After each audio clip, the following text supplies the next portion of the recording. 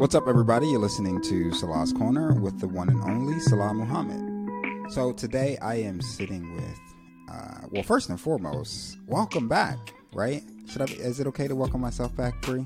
Yeah, I think so. It's been a minute. Okay, welcome back. If you haven't noticed, we've been gone for a few weeks in transition while Rec Philly opened up their new recording studio and networking facility. So we are here at Rec Philly's new place. It's good to be here. It's good to finally be able to share some of the things that we've been doing over the last few weeks with everyone. And today, as you heard, I'm sitting with producer extraordinaire Bree Wilson. I always like that introduction. Why? Because you're producer extraordinaire. It makes me feel important. So let's recap a couple of things that we, or I guess that I've been doing over the last few weeks while we were on a slight break. Just recently, there's been a lot of buzz in the city regarding these toxic schools. So I didn't know anything about it until you started looking into it, which I think is the case for most people in Philadelphia. I don't think most of us, whether you're a parent or not, know anything about what's going on in the Philadelphia school system. So we're going to break it down for everybody. So schools built prior to 1980 are riddled with asbestos and lead. And as the decades have passed, this asbestos has gotten in the air and has been exposed to both students and teachers.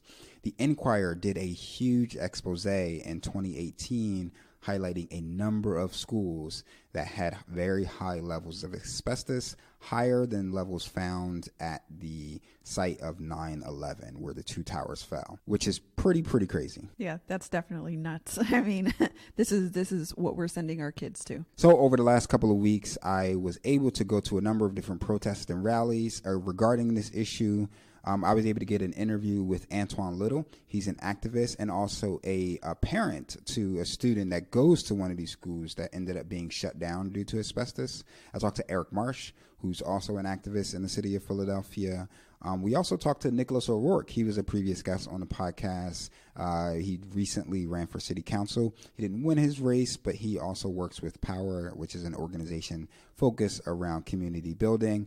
And finally, we're going to recap today with our interview with Senator Vincent Hughes, who held a press conference and was able to stop and talk about, on a state level, what's really happening. This is a very convoluted issue that seems pretty basic, but once you get into the weeds, into the details, it's very confusing, and it's probably one of the reasons why parents don't know a lot of what's happening. Okay, so you mentioned that you went to a protest, which I'm sure was filled with parents.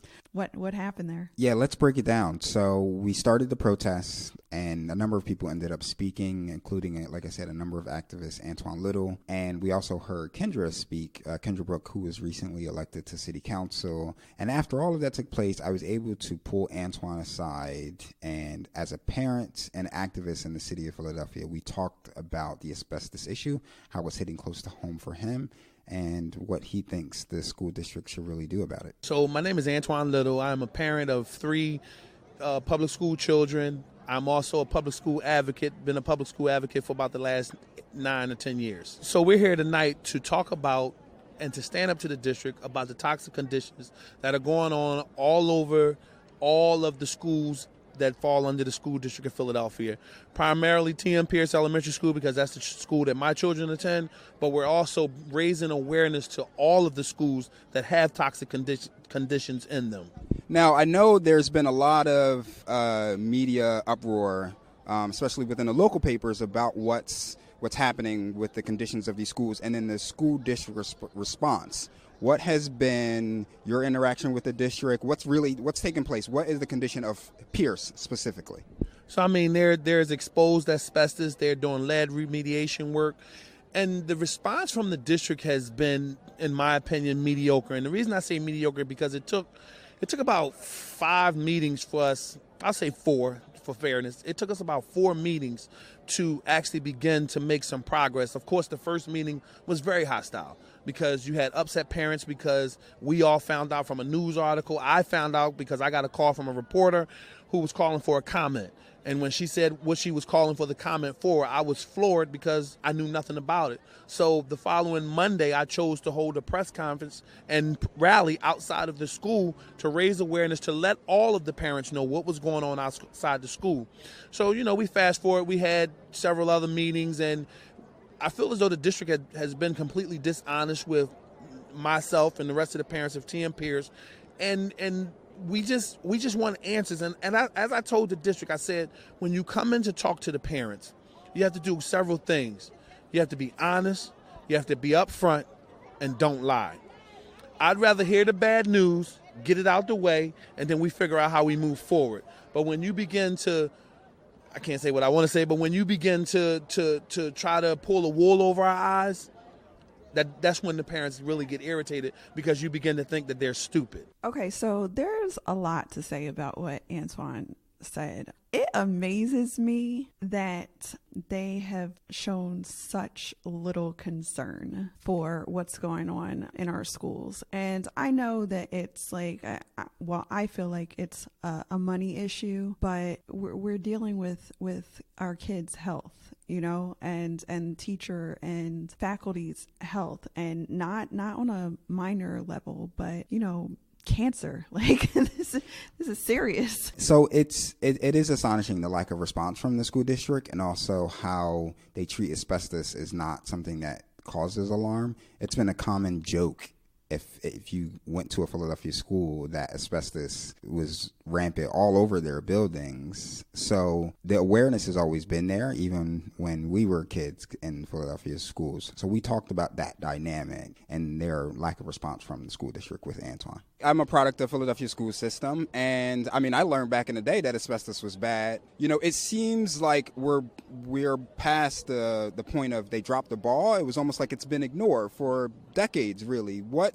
Have you gotten any response on just the inaction that's taken place over the years? Because this can't be just something that they just found out, within this last year or two, right? Nah, they didn't find it. The district said they do building inspections every 6 months on every school in the district, looking for toxic hazardous conditions or whatever the case may be. They knew the asbestos was in there.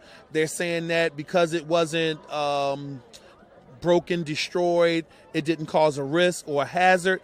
But I'll just use TM Pierce for an example because I went to TM Pierce when I was younger. And the asbestos was in that building then.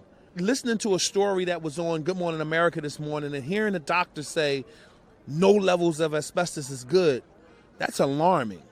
And to hear that teacher's story when she talked about she don't know if she's going to make it to the next day because of the cancer-causing disease that she has, that's heartbreaking. And for the district, for her to say that the district has not even reached out to her, I understand this is a business, but we're still humans. And you have to put a human side to it and say, well, let me reach out to this lady just to actually say a few kind words because that may lift her spirits up. Or let me send some flowers or a fruit basket because we're concerned and we want you to know that we have your back because you had our back for 30 years. None of that has happened. So that's disturbing. So it really, is it all about the black and white? Is it all about the dollar? And that's what it seems like it is. It's hard to paint a better or worse picture of how the school district has responded to this incident by not even acknowledging one of their teachers being diagnosed with cancer that can only be caused by asbestos, and not doing any type of outreach to one of their faculty members who has been a teacher for over 30 years. I think that paints a very vivid picture of how they just don't seem to care about this. They definitely don't care. That's my opinion. They don't care because just the fact that he said earlier that he didn't have any knowledge of the amount of asbestos that was in the school that not only he attended, but his children attended, and the way that he found out was through a reporter, that to me alone lets me know that they're not concerned. Or if they are concerned, it's not enough concern for them to do anything about it. It's like they're trying to keep everything a secret. And so we talk about that a little bit more with Antoine, and one of the things that was very evident into the approach by the school district was their response between Science Leadership Academy, SLA, and Ben Franklin. These two schools that started the school year in a tumultuous period because one school, which was predominantly white, was closed down almost immediately in response to these alarms around asbestos. And these other schools who have raised numerous red flags, which are predominantly black, have been completely ignored. We talk about that a little bit more with Antoine. SLA, who was closed down, the beginning of this school year, I believe. That seemed to be a much quicker process than once we found out what was happening in Pierce. You know, SLA is a predominantly white school, and Pierce is not. Is it really that black and white? What's amazing, I'm glad you said that, because what's funny is one of the interviews that I did, I told the reporter, I said, this is nothing but mere class racism. And what I mean by mere class racism, when your economic background should not dictate what kind of education you get, what kind of school you go to. Because what we're attempting to do, we want good education, we want good quality schools, good quality teachers in these schools, teaching our children so that our children can get out of the economic conditions that they are faced with today. I mean, for the district to make this about dollars and cents, it's just like, where are your morals? How do you sleep with yourself at night? How do you look yourself in the mirror at night and say that you are the Dr. William Height, I am the head of the schools, or my name is whoever that represents the school board? How do you live with yourself at night? I can't. I have morals, so that would eat me alive. So to be fair to the school district, because we're beating them up a lot right now, in the middle of this protest, or just before the protest, and with my interview with Antoine, there was a $12 million plan announced by the school district to use a portion of their construction budgets to address some of these asbestos-related problems in schools across the district. However, that pales in comparison to close to the $100 million that teachers are asking for, the PFT, and this coalition of elected officials, teachers unions, and advocate groups across the city and the state. On top of that, they're projecting, close to $1 billion really needs to be injected into the Philadelphia school district to address not just the asbestos issues and the lead issues, but just facilities in general, buildings falling apart, rodent infestations, bed bugs, all of these things that are just contributing to a very hazardous environment for both students and teachers. So I'm all for beating up the school district. I'm not trying to be soft when it comes to them, mainly because this is not new. This is not something that just all of a sudden popped up and, oh yeah, we're going to put $12 million toward. No, I don't want to hear none of that. None of it at all. Y'all knew about this for decades. So, for them to be addressing it now, it's beyond late in the game. This issue is so convoluted because there are so many variables that come into place. How much funding do these schools need? Does the district need to really address some of these issues? But also, what type of controls are put into place when it comes to making sure that this doesn't become a present danger as we go forward once these schools have received the abatement that they really need? Just recently, there was the plan that was just announced. What was that, a few days ago? Pumping more dollars into the district. What is that enough? Is that a step in the right direction to the district realizing that they have had a very lax approach to this process? Well, the $500 million, we got to see where they spend it. But what's funny is that you had Meredith first, you had Nebinger second, SLA and Franklin third, now TM Pierce, then Pratt. It took them to get through the first 3 schools that I just named in order to halfway get it right.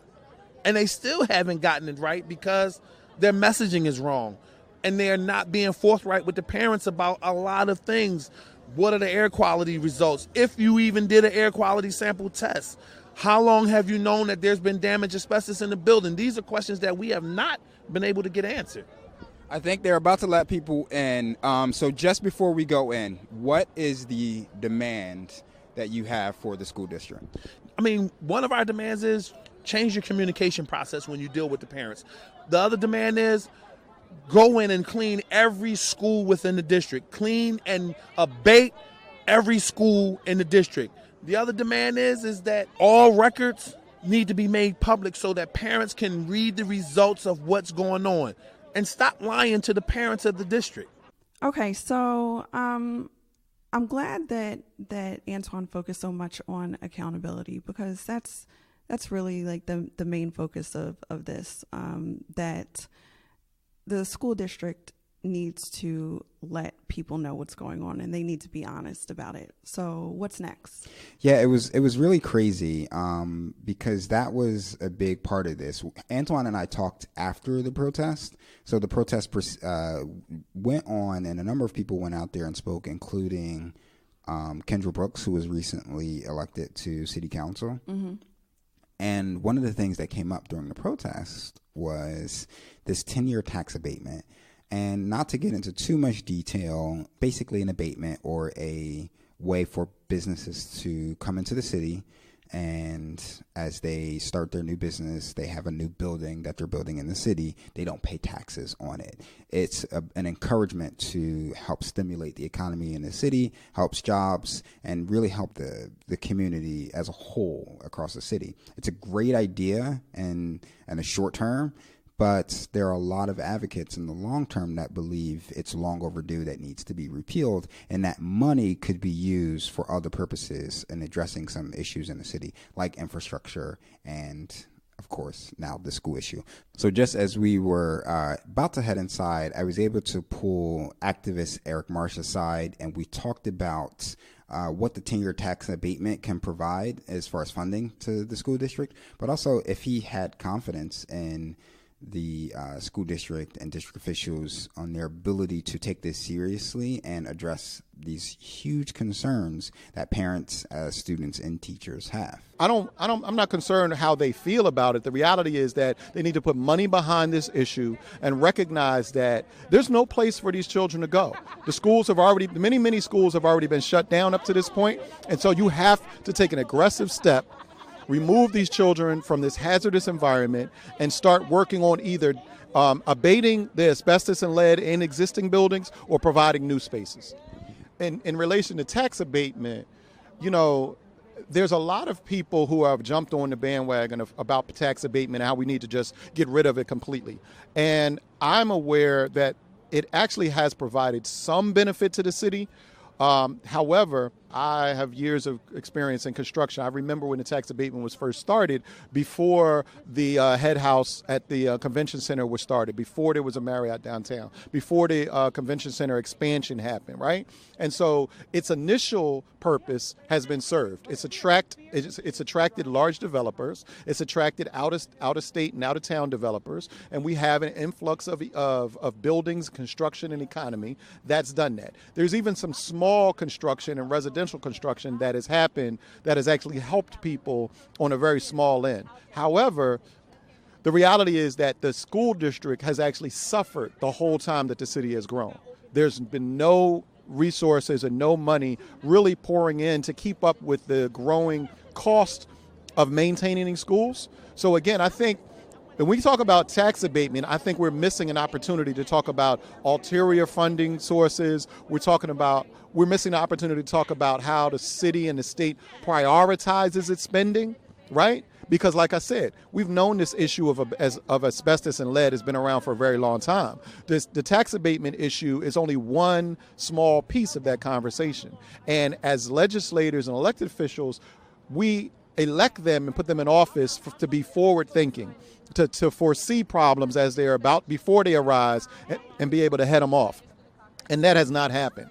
And so the reality is, even if we were to get rid of the tax abatement once and for all tomorrow, that's not going to fix this issue of our schools. And so we've got to be more forward thinking and less destructive, right? And understand how we can be innovative in our approach in funding our schools and recognizing that, I hate to be cliche, but the reality is that this is our future. When you're talking about education, not only are our children in toxic buildings, they're already receiving insufficient education to keep up with the global economy. And so, again, I think people have been passing the buck. I think people have been hoping that it will fall on somebody else's watch. And the reality is that now the bill has come due. As a parent who is just being made aware of what's going on, what recourse do they have? What advice would you give them as they try to navigate through this process? As they may be one of these schools that are affected by these poor conditions, asbestos, and lead. I think the parents at the schools have to organize and they have to sacrifice, right? One of the things, and I can speak as a parent, one of the things that we do as parents is that we hope that we can send our children to school and put them in the hands of professionals who actually care about them and are competent. But as we see, that is not the case. We already know that teachers are already stretched too thin. They're coming out of their own pockets to provide supplies. And meanwhile, the city council, the mayor, the state, and the school district are playing past the buck. And so it's up to parents to really organize, come out en masse for your school. I understand this presence here at the school district. Absolutely. I understand it 100%. But if you're not showing up at your school and you're not showing up at city council and at city hall where decisions are really made, you're not doing anything. And I'm sorry to say that because I've been in that position. I have two young children, one in the 3rd grade and one in the 4th grade. And it breaks my heart to send them to the school that they go to on a regular basis. So I have to sacrifice time from my job. I have to sacrifice hours. I have to sacrifice comfort and sleep to be out here to demand, because power concedes nothing without demand. And so that is where power really lies for the parents. I think too many of our parents, especially because we have a huge number of younger parents who are under 30, millennials who are parents of children in schools, there's a different way of operating. My generation was a little more of like marching and shouting. But if you got to get on social media, if you got whatever you have to do, you got to come out and really be an advocate for your child. You've got to be an advocate for your child because the way the system is set up, they are simply taking advantage of your children. What do you want to say are you going to be heading inside? I am going to be heading inside. What do you, if you have an opportunity to say anything, or if you would like to say something to district officials, to city council members, to the mayor, what would that be? Get off your butts and change your priorities and start identifying schools immediately. The plan that the school district just released talks about the 2021 school year and how we've got to wait for these assessments and we've got to wait for, to go down the list of things that have been submitted. But again, what that tells me is that somebody has been sleeping on their job all of these years because they should have been working on this in advance. So one of the things that they can do is they've already applied for the $500 million bond, I believe, that's going to help to do some of the abatement. But you've got to start this school year. And I know it's hard. I know they say, there's a lot of logistics and things that need to happen. But the reality is our children can't afford to wait because the longer they're exposed and the longer the staff people are exposed, the higher risk of infection, contamination, and poor health outcomes. So one of the things that he said that was really important was about priorities. It's not a priority to Philadelphia, apparently. It seems like it's not a priority to us. And I don't want to put any blame on parents or even the faculty members in school, principals, those people, because a lot of people don't know about it. And not knowing about it is one of the reasons why I think it's gone on for so long. Yeah, it's so interesting that you say that because while, there's an argument to be made about the parents' involvement with some of the issues that's going on. And sometimes it's hard, right? Like Eric was alluding to, if you're a single parent and you're 30s or 40s, you work a full-time job, maybe you work a second or third shift, it's going to be kind of hard for you to attend a school district meeting like we were walking into because you're at work, right? You're finding child care for your child and you're going to work. And so you don't have the the flexibility to attend some of these meetings. So some of it is on the onus of members in the school district to make sure that they are doing things to reach and inform parents and teachers who aren't able to attend some of these different functions. But what was alarming was once we got inside the meeting, and I wasn't able to get a full recording of this, but Superintendent Height echoed that same argument. He was blaming parents essentially for kind of falling asleep at the wheel. While he acknowledged that he had been superintendent since 2012 and he had known this was a long-going issue prior to his arrival, he really did nothing to address this issue and then blamed parents for not causing enough alarm on this issue. So the whole district meeting that followed our protests and my interviews outside was a real eye-opening experience to know how bad of a shape the school district is in. Well, it's like a passing of the buck type of situation. Like I wasn't there, but just hearing that pisses me off, because how do you blame parents when parents don't even know? Like it's just like, I'm almost speechless when you say that. And that's the ongoing problem is parents don't know, but then are faulted for not being there, right, and for knowing when, they're just trying to do their best to get by in a lot of situations. Philadelphia is a very high poverty city. So a lot of parents are working sometimes 2 jobs, sometimes second and third shift, because it's the only job that they can get. I've been there before, so I can certainly say I haven't been able to attend school board meetings on a regular basis to know how bad of a shape the school district is in.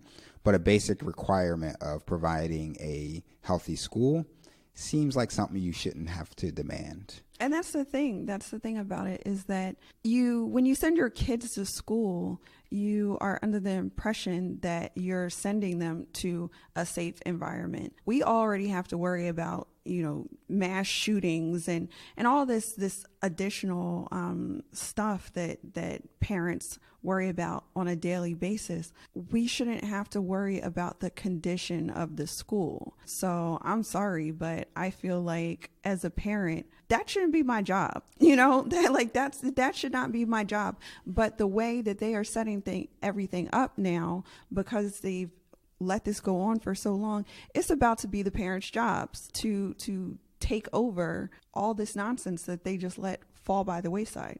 And just when you think this issue couldn't get a little bit more complicated, the very next day, I attended a rally in University City that was led by State Senator Vincent Hughes, a number of other elected officials, and we were able to stop that day as well to get a few interviews. And you'll hear more about that coming up after this break.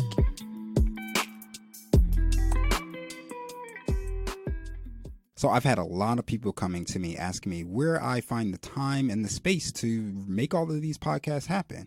Well, I have to thank the folks at Rec Philly. They provide me the space, the equipment, and the networking capacity to make this take off. And it's not just for other podcasts. Other creative individuals use this space as well. We're talking musicians, photographers, anyone that considers themselves a creative individual. So if that's you, head over to Rec Philly. Visit them on Instagram. And if you find yourself wanting a membership, tell them Salah sent you.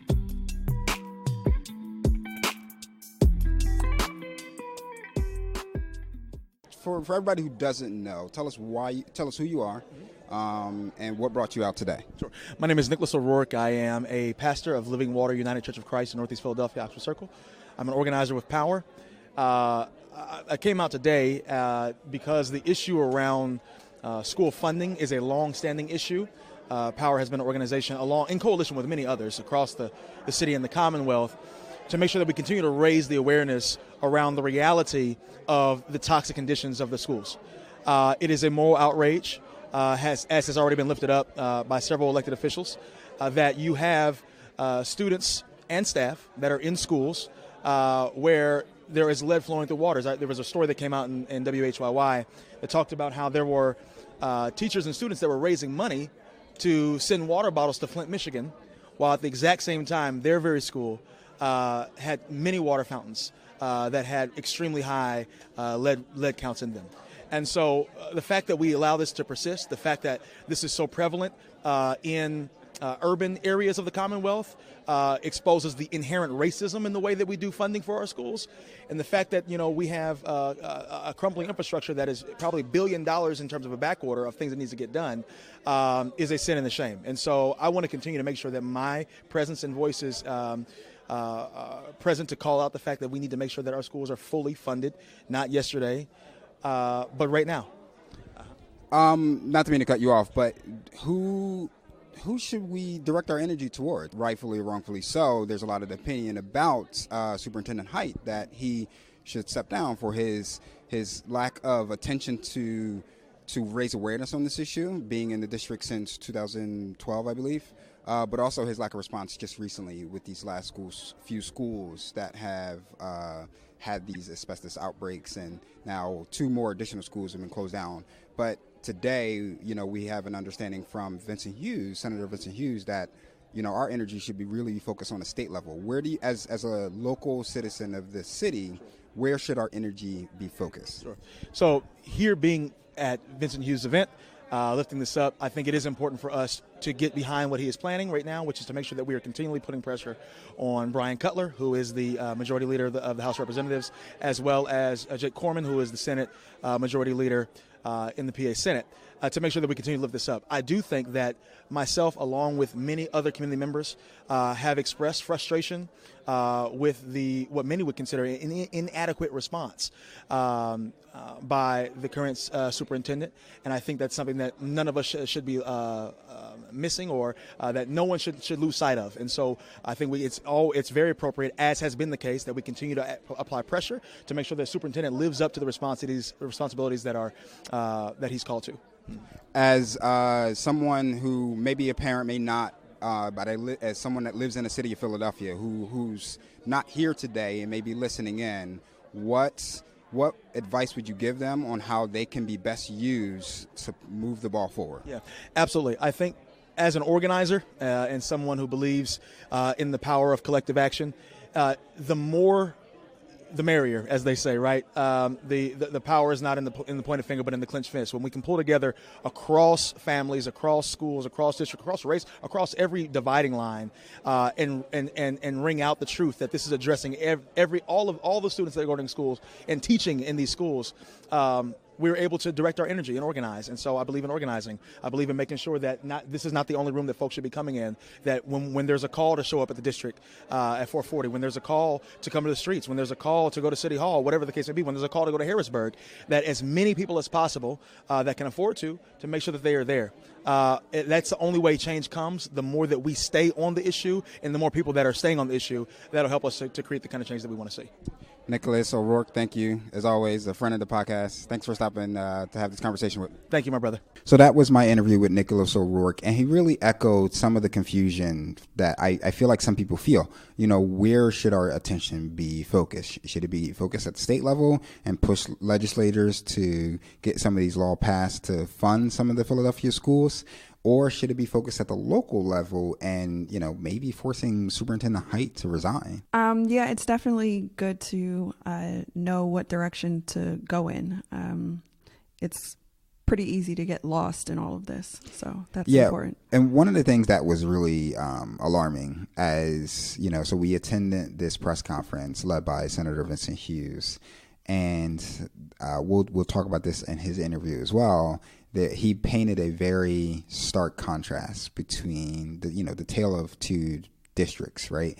Like on one monitor while he spoke, behind him there was conditions in Philadelphia schools, exposed asbestos, lead, buildings falling apart. I think in one school he was walking through, I think it was like the gymnasium, and it was literally raining, so they had to pull out umbrellas. Puddles on the floor. And then in the contrast, he showed Plymouth White Marsh, right? Like this white glove, fancy, well-kept school that's, within a few miles just outside the city limits, that receives way more funding than Philadelphia school students do. Right, and you could visibly see it. Yeah, see the difference. It was disturbing, really. And to say There's an argument that is like, well, it's two different school districts, so but the funding is the same, right? The students in the state should receive the same funding no matter what school district you go to. But in reality, once you hit outside the city limits, the funding is drastically different for students within the city. Right. So we got into that a little bit more when I talked to Senator Vincent Hughes, and he really helped to paint that picture in a little bit more vivid detail. All right, so right now I'm sitting with State Senator Vincent Hughes. Just thank you for everything that you said today, and let's share with the people who are listening in why we are here. So it's real simple, but it's very painful. Our schools are broken. Our schools are toxic, and they're just not a little bit broken. They're not just a little toxic. It is massive. It is pervasive. The school district did a study in 2016 that was released in the early part of 2017 that said it would be over $4.5 billion to fix up the public schools in Philadelphia. All right, that's how bad it is. We've seen the specific problems. Leah Del Russo just made international TV with her diagnosis, okay? That cancer, all right? Chris Tramicus, who died as a result of third-degree burns, over 75% of his body, from a boiler in the Edmonds school exploding. Okay, and he caught fire. He worked in the school. He was a school superintendent. He worked in the school, and he was in the boiler room, and the boiler exploded, caught fire, and 4 months later, he died. Okay, Chelsea Mungu's famous letter that made CNN and became international news. Chelsea Mungu wrote the letter about how when she was attending the Cassidy school that she felt like she was in prison. When you think about, you go to school, you think you're in prison. You go to school and there's mold. You go to school and there's rat and rodent and mice infestation. You go to school and you go to the school cafeteria and there's infestation in the cafeteria, in the lunch preparation room. Okay? Think about teachers, all right? School personnel, students who have to go to these schools and they're toxic, they're broken. So we wanted to gather here today and say that this generational problem, because we're in court, filing lawsuits, all right, that are going to be in front of the state Supreme Court. We're here to say this call to action, that these schools are broken and toxic, but that we're just not asking people to get riled up. We're providing very real and attainable solutions to the problem that are mostly driven at the state level. School District of Philadelphia just recently announced about 2-3 days ago a $500 million new investment, and that's a good thing. Now the state's got to respond as well. So that's why we're here today. We pointed out the solutions. We pointed out the legislation. We pointed out where the money can be attained to finance and pay for this problem. This is a problem that is generated and driven towards black and brown students. It is the history of racism in this country. It's the manifestation of the history of racism in this country. But this is also a problem that's driven at low-income school districts. So you could be in mid-state, upstate Pennsylvania, in some rural community, no real money in that community. Your schools are probably in the same condition, all right? So it's a class conversation. It's an economic conversation as well. We're telling people that they can win, that there are solutions. It's going to be work, but you can win on this. You in your speech today, as you spoke, you painted a very stark contrast. On one side of the room, it was the conditions of Philadelphia schools. Some schools that I have friends that have their children are there. I'm a product of Philadelphia schools. And on the other side, we saw some districts outside of the city, just outside of the city limits, not far. In a lot of cases, I lived in Mount Airy. I'm probably closer to Plymouth White Marsh than I am to the high school that's available for me. Is that a large part of the problem? Absolutely, it is. And so we showed the pictures today because people needed to see and continue to need to see what a 21st century school should look like, all right? They need to see that there's students attending those kinds of high-quality schools with no rodent infestation, no lead, no asbestos. They need to see that, because one of the problems that we have in the neighborhood, as people see these substandard conditions, and they see them year after year after year after year, decade after decade, generation after generation. Oh, I used to go to your school. It was terrible back then when I went to your school. What you arguing about? What you crying about?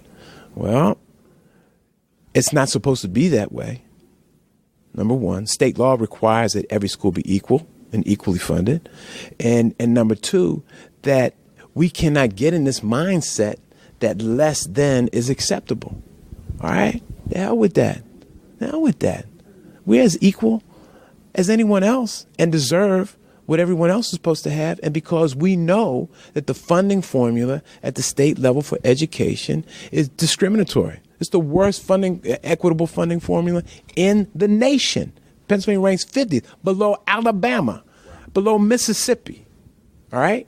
We rank below those states in terms of equity and funding. All right? So people got to fight. People got to step up. And that's why we're here today.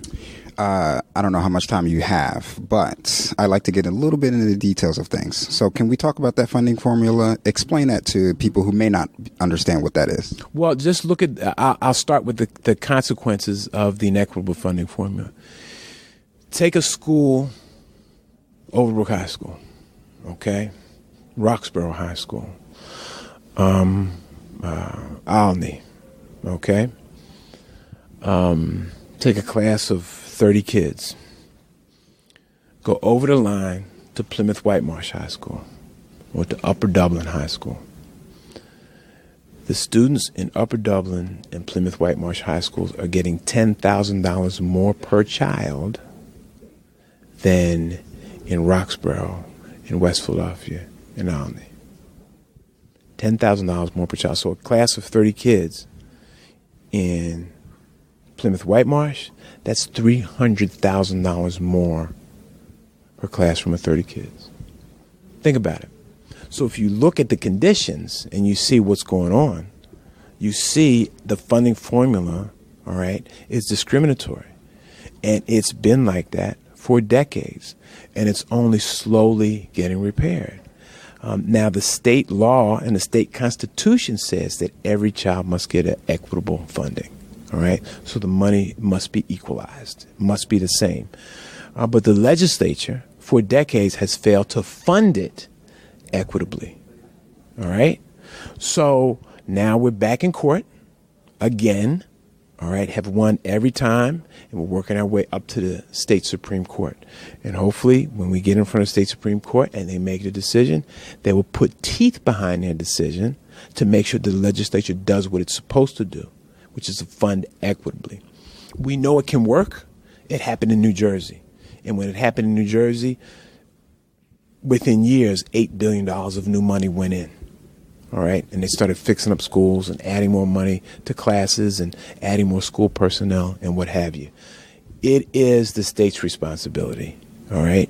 And we'll do whatever it is we have to do to raise the level of concern on a legislative level, on a community organizing level, and in the courts to get this addressed. It is our responsibility to our children and, in fact, to ourselves. The biggest problems that exist in our society, I am 100% confident that the solutions exist in the unlocked mind, or rather in the locked brain of black and brown and poor children, because they just don't have a key, which is that high quality education to unlock that brilliance. All right? And we all society suffers as a result of that. And I'm glad you mentioned that, because, you know, I have children, but for the folks who may not necessarily have children, it's important to understand how the lack of investment in our schools impacts them in the future, right? Like, as I get older, that I'm depending on that younger society to make sure that my world is viable for me to live in. But for that individual that doesn't have children, who doesn't have that direct motivating push to get involved, what recourse do they have, and how can they do something? It's real. They got. Look. if you don't have children, education is a society responsibility. We all benefit from an educated society. All right, we all benefit from an educated society where the brilliance of an educated community lifts us all up. Okay, motivates us all. That brilliance. Guy Bluford, the first African-American astronaut, went to Overbrook High School. Okay, we inspired by his story. Okay, that kind of brilliance, all right, helps us all. And whether you have children or don't have children, if you don't have children, you're damn sure dependent upon it, because who's going to contribute to your Social Security? Who's going to contribute to your Medicare? Okay, who's going to solve the problems that exist in our neighborhood? That educated person. That's what's going to happen. Not to say that there's not space for folks who don't have an education, but we need all of us to be educated. All of us to be educated and trained. As society moves forward, as technology wraps us up and snatches us forward, okay? And jobs become less to have, okay? Because technology is kind of just zooming ahead, all right? We got to be able to be knowledgeable and smart and wise on how to do that. For anyone to say that education is not important, they clearly are uneducated. And I'm going to say that again. For anybody to say that education is not important, they clearly are uneducated. I love your passion behind this, and thank you for speaking truth to power with all of this. I'm in a car ride going home from work, right? I got some time on my hands. Who can I call to put a fire under their butts a little bit? So first of all, to be of service, go to the local school. Just stop in. I'm telling you, once the principal makes sure that you're cool, okay, all right, they'll embrace you if you want to help out those students. Maybe even read to them or teach them how to read or just be around, okay? That's number one thing. Be of service first. And the easiest way to do it is just stop into the local school. I want to help out, okay? One thing. Second thing, you want to get in an organized environment. There's a couple organizations, Fund Our Facilities Coalition. Okay, hashtag them. All right, Public Citizens for Children and Youth, PCCY.org. Okay, PCCY.org. Just go there. Let Donna Cooper and that whole organization they'll just snatch you up, and they got a whole lot of stuff that you can involve in. If you just want to write a check, you go online. The Fund for the School District of Philadelphia, run by our good sister Donna Frisbee Greenwood. All right. Go to their website, and you can even pick a school. You can pick a school, like the school that I went to. Whoever is listening. I went to grade school, the Lee School. I can go to the Fund for the School District of Philadelphia website, scroll down, find Lee School, and I can write a check, just directly go to Lee School to fix up or to help out whatever it is that they're going to help out. So there's ways that people can help no matter what their circumstances. If you're big time, if you're big baller shot caller, you got all that dough. Like my man Meek Mill. Meek tweeted out. You may have seen this. I got billionaire friends. We want to buy some schools. Well, all right. So there's a successful model that's in place for the PAL / Science Leadership Academy School, which is a public school. Groundbreaking is going to start, going to be on the 9th, okay, where President Fry, the President of Drexel University, got some corporate contributions, got some philanthropic contributions, got some state and local government money, and they're totaled $40 million. Going to build a brand new K-8 public school, groundbreaking on December 9th. All right? So there's models that exist. Call my office. All right? Go to my website, senatorhughes.com. Reach out to us. We'll get you involved. All right? Thank you for everything you're doing. Again, this is I have 3 children, and I know what it's like. There's an energy around you that just moves a little bit differently when you have a fear that their future is in severe jeopardy. So thank you for that. And your 3 little babies, how old are they? Oh, they not little. 19, 16, and 15. We're gonna pray for them because they're aliens right about now. Yeah, I'm telling you, I've had some. All right. Thank you, Senator Vincent Hughes. I appreciate you, brother.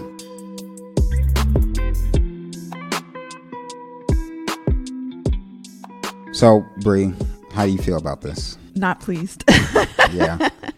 It's just such a terrible situation, and we really need to band together as parents, as Philadelphians, just band together and fix this problem for our kids and for the teachers and faculty at our schools. Yeah, this is pretty alarming. I mean, to say that, we can't send our kids and teachers can't go to work in a school where they might get cancer or they might, be poisoned by lead, it's pretty crazy.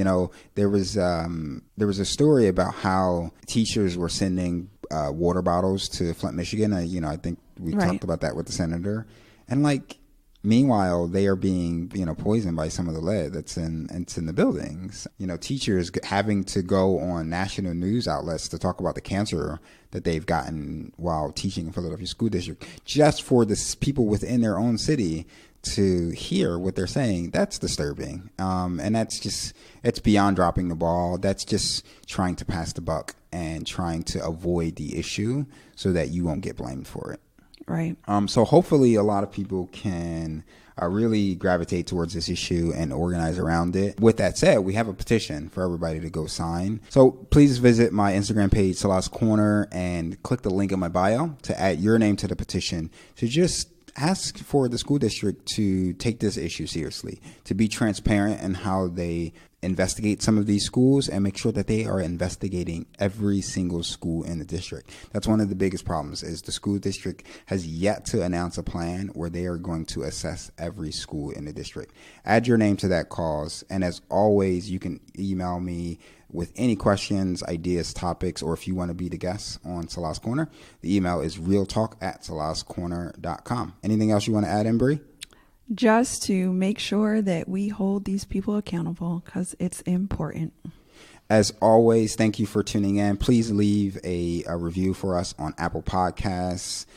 Subscribe wherever you listen to this podcast. Thank you for always tuning in and contributing. Salah's Corner is recorded out of Rec Philly. It is a space for creative individuals. It's produced by none other than producer extraordinaire Bree Wilson, who's right here with me today, and it features music produced by Delgado. For more of my work, please visit salahscorner.com. And until next time, peace, y'all.